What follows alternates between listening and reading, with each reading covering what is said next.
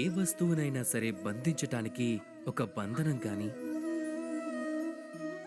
ఒక తాడు గాని ఉండటం చాలా అవసరం. కానీ ఆ తాడుకి బంధించగలిగే శక్తిని ఎవరిస్తారు?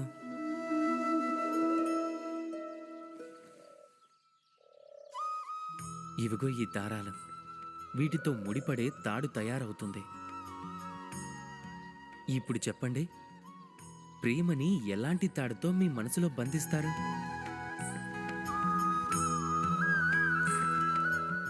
ప్రేమ బంధించబడేది విశ్వాసంతో.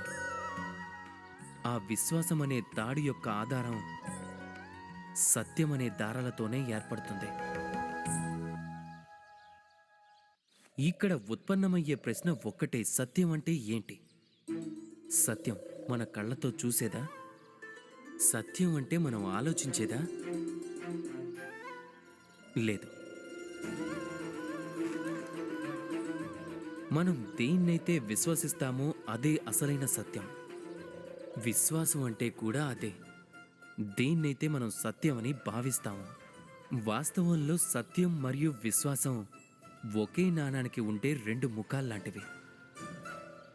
ఎక్కడ సత్యం ఉండదో అక్కడ విశ్వాసం కూడా ఉండదు. ఎక్కడైతే విశ్వాసం ఉండదో అక్కడ సత్యం తన అస్తిత్వాన్ని కోల్పోతుంది. ఎవరైనా సరే సత్యం తెలుసుకోవాలనుకుంటే విశ్వాసం ఉంచండి.